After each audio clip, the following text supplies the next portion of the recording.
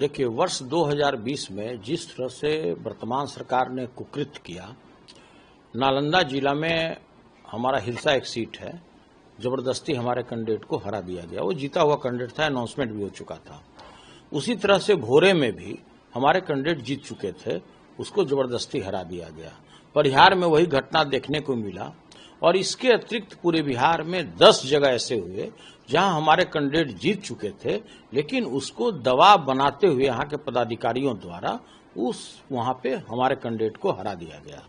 और अभी देखिए क्या हुआ, अभी पोलिंग चालू था, हजारों ऐसे पोलिंग स्टेशन थे जहां पर मताधिकार का लोग प्रयोग कर रहे थे 7 बजे तक, और 6:15 साढ़े 6 बजे मीडिया हाउस पर दबाव बना करके, कौन दबाव बनाया होगा ये भी हमको बोलने की जरूरत नहीं है, केंद्र सरकार में, और उन्होंने घोषणा करा दिया कि एनडीए फुल मेजोरिटी में आ रही है, ताकि जो लाइन में लगे हुए जो गरीब गुरबा लोग थे, जो हमारे वोटर थे, उन पर मनोवैज्ञानिक दबाव बनाया जा सके कि भाई अब तो एनडीए की सरकार आ रही है, अब क्यों अपना वोट जियान कर रहे हो।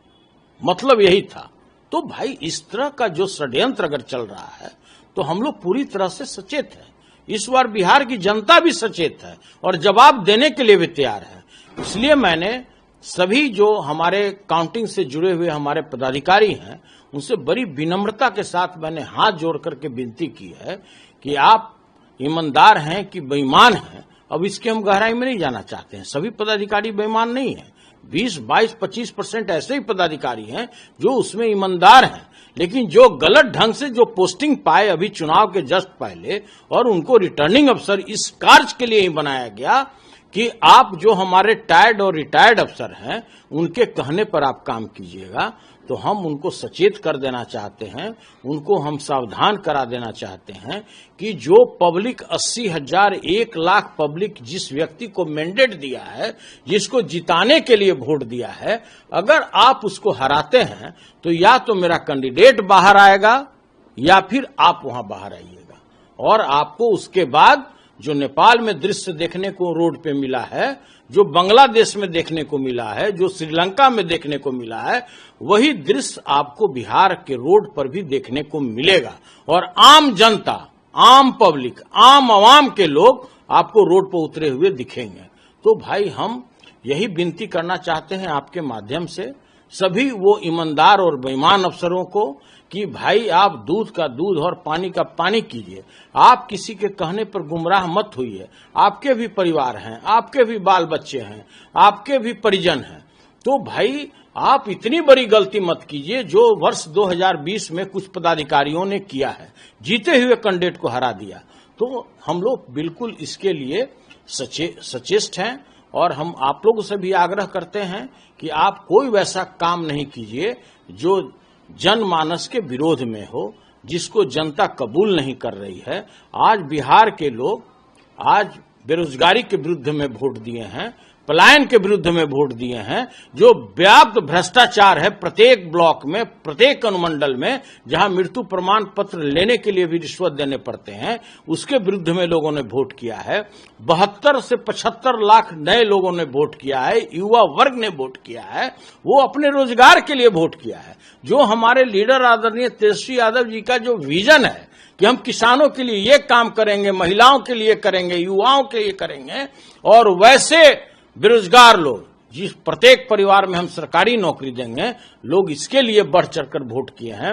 आज तक के इतिहास में कभी भी 69% वोट पोल नहीं हुआ है, पहली बार पोल हुआ है। तो कहीं सुने हैं क्या कि भ्रष्टाचारी को बढ़ावा देने के लिए लोग वोट किया हो, पलायन को बढ़ाने के लिए लोग वोट दिया हो, जो बेरोजगारी है उसको बढ़ाने के लिए वोट दिया हो। और एनडीए को तो सभी लोग जानते हैं, 15 लाख सभी के खाते में पता नहीं आए कि नहीं आए। 2 करोड़ लोगों को प्रत्येक वर्ष रोजगार देने की बात था, अभी 22 करोड़ लोगों का नौकरी लग जाना चाहिए था, 11 साल हो गया। तो भाई पता नहीं कितने लोगों को रोजगार लगा। तो देखिए, हम यही कहना चाहते हैं कि जो वर्ष 2020 में आप लोगों ने कुकृत्य किया है, उसको दोहराने की चेष्टा मत कीजिएगा। पूरी बिहार की जनता, आम आवाम पूरी तरह से इस मामले से वाकिफ है और सचेत है।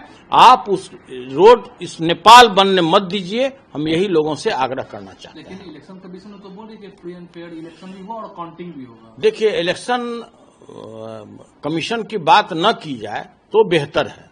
किस तरह से एसआईआर के आड़ में इन्होंने अपना गलत कार्य करने का अपना शुरुआत किया था, अगर माननीय उच्चतम न्यायालय का हस्तक्षेप नहीं होता, उनका आदेश नहीं होता, तो एसआईआर में ये लोग कितने मरे को जिंदा कर देते और कितने जिंदा को मरे कर देते। और भारत का संविधान इसके लिए नहीं बनाया गया है। और हम यह भी कह देना चाहते हैं, इसी राज्य से सारे आंदोलन की शुरुआत हुई है, चाहे संपूर्ण क्रांति हो या 1917 में महात्मा गांधी ने जो सत्याग्रह आंदोलन चलाया है, वो भी इसी राज्य उसी का जनक है।